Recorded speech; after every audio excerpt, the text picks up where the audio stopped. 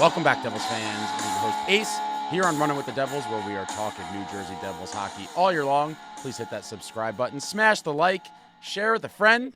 Thank you very much. And the New Jersey Devils returned to the Rock yesterday, looking to build off of that beautiful double overtime win courtesy of simonnemec, and looking to tie the series up at 2. And unfortunately, the New Jersey Devils fall to the Carolina Hurricanes by a score of 5-2. And now face a 3-1 series deficit, looking to stave off elimination when they go to Game 5 in Raleigh on Tuesday. This one was very painful. I was in the building for it. Shout out to all the people I had met at the game. This one just really sucked. It really did. It was a squandered, massive opportunity for the Devils. We get to the game, and the crowd was feeling it early. You know, everybody waving their towels, everyone having a grand old time. They're playing the music, get loud, and the bass is pumping. You could feel it in your chest. Everyone's excited. And then 52 seconds into the game, Svechnikov just took a steaming dump on all of our hopes and scores a goal, giving the Canes the 1-0 lead early, and it really just sucked the life out of the building immediately. It was what I was hoping the Devils were going to do to the Canes. Get out to a early lead and kind of fire the crowd up. The exact opposite happens. Svechnikov gets his second of the series at 52 seconds. Canes have the 1-0 lead, and just crowd energy deflated. And then about 9 minutes later at 9:47, Slavin just creates an amazing turnover, takes it away from Nason, and then just snipes a shot past Markey's head. I mean, Slavin's just an absolute beast. It sucks to be on the receiving end of a play like that. But, I mean, wow. He's a special talent, and at 9:47, he gets his first of the series, giving the Canes the 2-0 lead. That is how the first period would end, and it was a pretty abysmal period for the Devils, I would say. Devils with 4 shots on goal in the period. Carolina with 8. Not a great period. It just was one of those periods where you're like, whoa, can we wake up? Another sleepwalking first period. The Devils have kind of done this throughout the regular season as well, where they just come out flat and just kind of sleepy.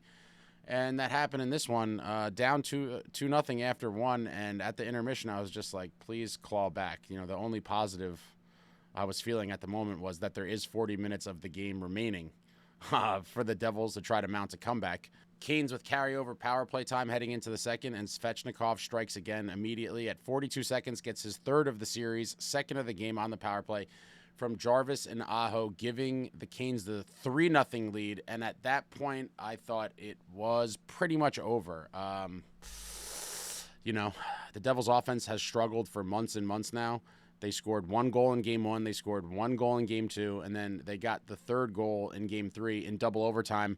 To be down 3-0 with roughly, 39 minutes left or so, didn't really seem like a situation the Devils are going to be able to climb out of.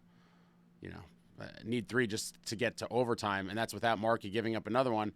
But second period continues. A couple minutes later at 2:45, the captain, Nico Hischier, pops a nice shot past Freddie Anderson from Palat and Meier, his third of the series, cutting the lead to 3-1. And at that point, the building did come back to life a little bit. I'm not going to say it fully came back, but, down 3-0 is just pretty abysmal. And the 3-goal lead only lasted for the Canes for 2 minutes.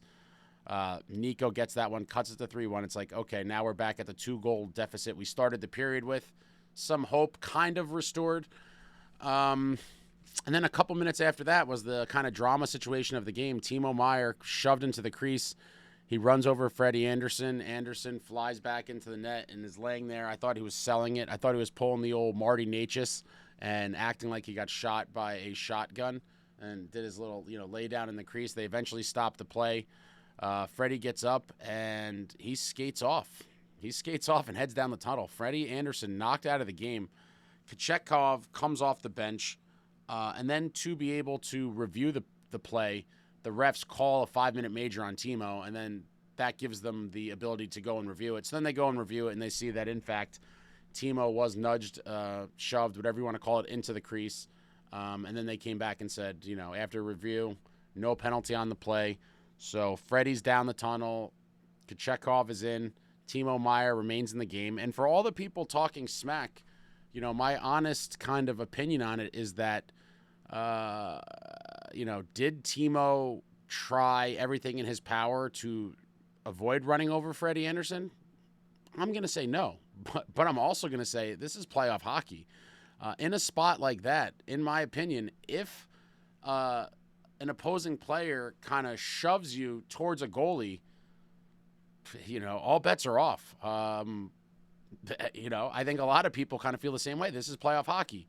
He got shoved in there, and it is what it is. He didn't really, like I said, go out of his way to avoid the collision. Playoff hockey, guys. I don't know what to tell you. If you don't like stuff like that, go watch tennis. I don't know. But I thought that was a kind of what I would expect in playoffs, and I would expect it the other way around. And for all the Canes fans that were crying in the post-game show, talking smack to me about it, I said, listen, if the same happened to Markey, would I be mad that it happened? Absolutely. But I'm not a hypocrite. I would say that's fair game, and I would expect it. If a Devils defender shoved a guy, or a Devils forward, whoever, if a Devils player shoved a Cane towards Markey and kind of gave him that free card to run him over, it would suck, and I'd be like, damn, that sucks. I'm mad about it. But in the end, it is what it is. Someone on your team made it happen, and that's what happened with the Canes. The guy shoved Timo in there. He runs the dude over, and that's it. Hope he's okay, but this is playoff hockey, guys. This is war, and, Freddie got ran over. What are you going to do? But shortly after Kochetkov comes in, he did look very shaky, kind of immediately, coming cold off the bench. I mean, not an ideal scenario for any goaltender to be thrust into a playoff game like that, just after being basically a fan on the bench watching the game. And I had hoped that the Devils would just throw pucks on him from anywhere, trying to create something, and it seemed like that was the Devils' tactic. In my opinion, they didn't really generate anything to test him as much as they should have, but the offense has been struggling, and so it is what it is. But a couple minutes after he came in, Timo, from a weird angle, just flings one on net like I wanted to see them do, and it gets in. Timo finally breaks through, gets his first of the series unassisted at 7:34 of the second, cutting the Canes' lead to 3-2, and now the building is jumping. We watched Freddie get ran over. Freddie leaves. Kochetkov comes in. Timo gets the goal, and now the New Jersey Devils have all of the momentum, and we have a cold, kind of rattled goalie in there for the Canes. After Timo scored, I was like, all right, this is going to be the tide's turning here. Just keep throwing pucks on net, crash the net, and this guy's going to give up a couple more goals, and we're going to somehow pull this out. No more scoring in the second period. Second period ends, Devils down 3-2. Second period, both the Canes and Devils had 11 shots on goal. So through two periods, the Canes with 19 shots on goal, Devils with 15. And we head to the third period. And being at the game, I was like, okay, we're back in this, down one goal. We have a backup goalie in there who's a little shaky. I'm feeling pretty good. I mean, obviously, you'd rather the game be tied or have the lead. But being down only one goal versus the 2 goals they were down to start the period, I was like, we'll take this. We have the momentum now. They got to come out hard in the third and really press. Third period comes, and unfortunately, they just could not get it going. Nothing really dangerous for Kochetkov. The Canes really clamped down. I think they kind of probably felt that he had to be protected a little bit, and the Canes are good at nursing a lead. I mean, this is a battle-tested group that has been down this road before. They've been on plenty of playoff runs together. They know what they're doing, and they're a good team. I'm not going to say they're a great team, but they're a good team, and they know how to win. And so they put the clamps down. Devils couldn't really test them, and at 14-14, Brent Burns gets his first of the series, gives the Canes the 4-2, and that's essentially the backbreaker. Not much you're going to do there. After that goal, it's like, all right, it's pretty much over. Depressing. I was super depressed when that went in, because to me that signified, all right, game over. And then with the empty net, a couple minutes later at 16:43, Keefe pulls Markey, empty net. Svechnikov completes the hat trick on the empty net, his 4th of the series from Blake and Aho.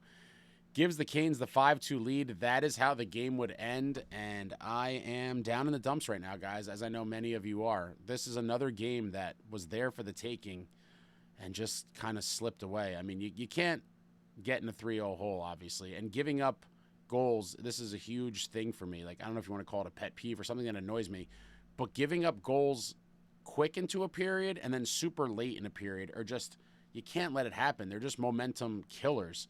And the Devils gave one up 52 seconds into the first, obviously, to Svechnikov to start the game, which would just kill the energy of the building right away. And then when the Devils came out for the second period, Svechnikov, again, 42 seconds in, gets another one, and that gave them the 3-0 lead. Like, these are back-breaking type goals that you got to find a way to stop. But Svechnikov with the hat trick, that's how the game would end, and just disgusting. The game was right there. When it was 3-2, the Devils really could have been right back in the game, but they just couldn't generate quality chances to tie it up. We get to the third period, I guess. Carolina with 10 shots, Devils with 7. I mean, this is the period of the season. You got to generate more than 7 shots. Got to generate more than 7 shots in the period of the season. You're down 1 goal, and you're down 2-1 in the series. Like, this game was everything. You're either going to Carolina trying to avoid getting knocked out, or you're going back to Carolina tied at 2. This third period was the third period of the season. Only 7 shots generated, and none of them were really super high quality from what I recall. Painful stuff. And now they got to really dig deep to avoid elimination in Raleigh. It's going to be a tall task. Very good home team. They smell blood. We're on the ropes, and they just need to win that Game 5 to put us on the golf course for the season. Super depressing. The season went by so fast, guys. It seemed like just yesterday we were talking about the preseason and all the things, leading up to Prague and the Global Series. And in the blink of an eye, here we are, 1 game from elimination. I don't want the party to end, guys. I don't, but we're 1 loss away. It's depressing stuff. We get to the game stats. Carolina, 29 shots on goal. Devils with 22 shots on goal. Devils got kind of eaten alive in the faceoff circle. 58.6% for the Canes, 41.4% for the Devils. Special teams, another atrocious outing for special teams. A element of the game that was just such a positive and a value to the Devils all season long. Top 3 in both has just gone completely horrible in the postseason here. Canes power play goes 1 for 3, and the New Jersey Devils power play continues to be powerless, goes 0 for 2, making it an astonishing 0 for 12 on the series, and we gave up a shorty. So think about that. It's just absolutely, it's nightmare fuel. 0 for 12 on the power play in the series, and we gave up a shorthanded goal. I mean, it just doesn't get much worse, and the special teams failed once again. And that's a great way to lose a series, guys. It really is. Canes with 35 hits, Devils with 31. I would like to see that number much closer to 50. 31 hits. I mean, all right. Just wow. I'm just kind of stunned. Canes, 17 block shots, Devils with 21 block shots. Canes, 9 giveaways, Devils 15 giveaways. Canes, 5 takeaways, and the Devils 3 takeaways. And that is all she wrote, my friends. Your New Jersey Devils staring down the barrel of a 3-1 series deficit, and now in a literal must-win game, Game 5 in Raleigh, and it's going to be a tall order. For anyone suggesting to play Allen in Game 5, I just think that's completely ludicrous. Jaccob Markstrom was absolutely phenomenal in Games 1, 2, and 3. And I think, if I'm being honest, in Game 4, he definitely did not have his A game. He didn't have a good game at all, in my opinion, but it was far from like a tragic game that you would consider, putting Allen in for Game 5. I mean, it's just crazy. Markey's the guy. He's the horse that got us here. It's definitely going to be Markey in Game 5. Anyone suggesting otherwise is completely nuts. But no, Markey was not on his A game for this one, but neither was the rest of the team. And I'm not putting the blame on Markey whatsoever or pinning the loss on him. For people doing that, it's crazy. In the end, the team scored 2 goals. I mean, again, are you going to say that Markstrom has to hold the other team to 1 goal to win a game? That is just such an unrealistic expectation. Scoring 2 goals in this league is not going to get you wins. Can you pull out some 2-1, maybe even 2-0 wins here and there? Sure. But in the playoffs against good teams, I mean, if you're scoring 2 goals and thinking you're going to win, it's a setup for failure. And 2 goals is not enough. But again, the offense struggled all of 2025. It struggled again tonight. And it's going to be the story of the series. The offense struggling, and then obviously special teams just not performing at all. But it is what it is. I'm not surprised. I'm disappointed. I'm a little disgusted. I do think, had we bolstered the offensive group a little bit at any point in the season or at the deadline, it would have given us a little boost. I mean, because if you see, even all the games we lost, except for Game 1, we were right there in the game. Like Game 2, the Devils let slip away. That one was there for the taking. They could have easily won that one. And then last night, I mean, it was 3-2, and we were, jumping on them a little bit, but just couldn't find enough to generate the quality chances. And that is where I truly believe even one more kind of impact forward could be the difference. I'm not saying it definitely is, but you can't argue that having that extra player could have possibly been the difference in some of these games, and ultimately the difference in a series. This one was right there. It really was. We were down 3-2, and we had the momentum, and we just couldn't get that next goal. But when you look at the offensive lineup, you're like, all right, it's very underwhelming and on paper, and it's very underwhelming on the ice when you see it. I mean, it is what it is. We are kind of outmanned and outgunned in the series, but still no excuse to let games like this slip away. It was right there for the taking, which makes it extremely painful. And then, everyone's going to point to the injuries. And, yeah, the injuries are discouraging. They are unprecedented. For the fourth game of the series, the Devils had a different group of 6 defensemen. The same 6 defensemen have not played in any 2 games. Like game 1, 2, 3, 4, they all featured, because of the injuries, a different group of 6 defensemen. And it's possible that the streak may continue, and that in game 5, we could see a new group of 6. I'm not sure if we will. Not sure if Kovacevic will be ready. But I will say, if Jonathan Kovacevic is not ready to return in Game 5, I am now no longer kind of buying the excuses or on the fence. If Kovacevic is not ready, Seamus Casey must be inserted into the lineup. We have nothing to lose. We're down 3-1. We cannot score. We cannot generate anything. I am now, you got to throw caution to the wind. I'm not buying the excuses anymore for this game. And now that we're down 3-1, we have nothing to lose. We lost with Cholowski in the lineup last night. I'm not putting the loss on him by any stretch, but in the end, he does not have the offensive toolkit that Seamus Casey does. And for a team that desperately needs to generate offense, put Seamus Casey in for Game 5. In my opinion, it's a must at this point. We cannot score, period. Seamus Casey can bring some offense, and he certainly can help on this powerless power play. The power play is god-awful. Put Seamus Casey as quarterback of power play 1. Worst case scenario, we lose the game, which there's a chance, pretty good chance, I would say, we lose the game even if Casey doesn't play.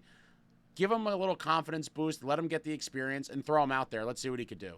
Maybe he does become this defensive liability in the D zone that everyone's talking about and that the coaching staff is deathly afraid of. But in the end, at this point, who cares? Who cares? We're down 3-1. We're not generating. The power play is doing absolutely nothing. The power play 0 for 12, and we gave up a shorty.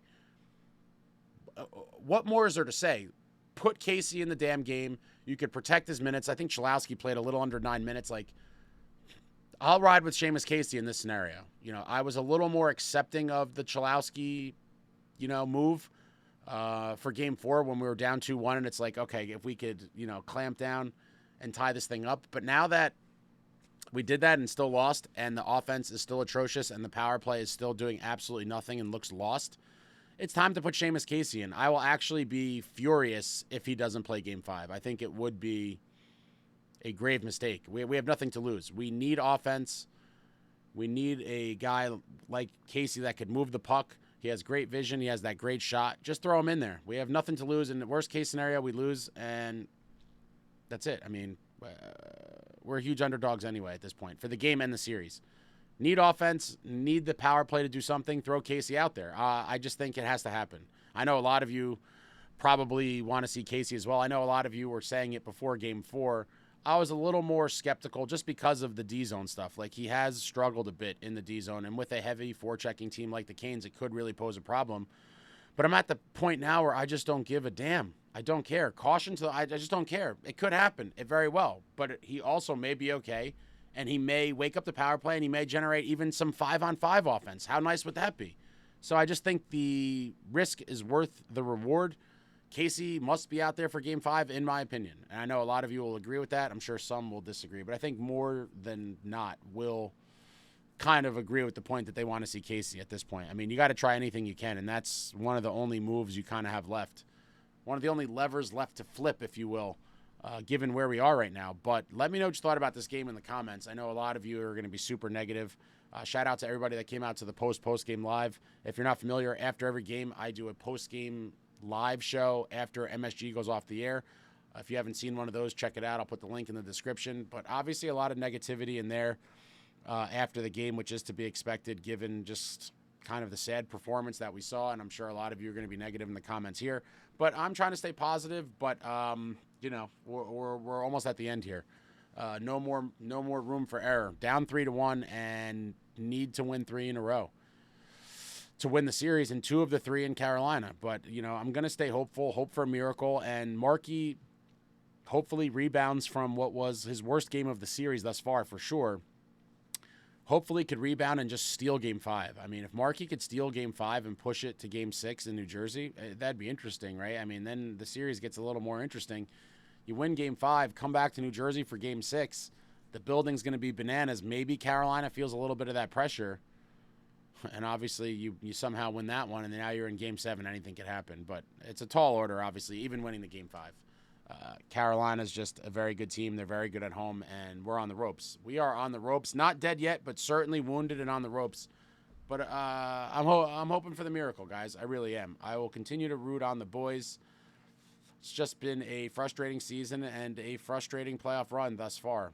We had that glimmer of hope courtesy of simonnemec, but that Game 4 really was just kind of a gut punch. But yeah, throw anything Devils hockey, throw it out there in the comments. I enjoy talking to all of you. I'll be back soon. I have tons of stuff in the works, as always. And, I'm just a little depressed right now. But back in action Tuesday night, looking to avoid elimination in Raleigh. That building's going to be so jacked up. Oh, man, it's going to be so loud. And Markey, we trust, he's going to have to steal one. But that's it, guys. Throw it all out there in the comments. Thank you for watching. I love you all.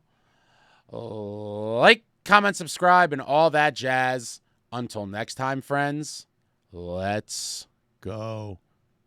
Devils.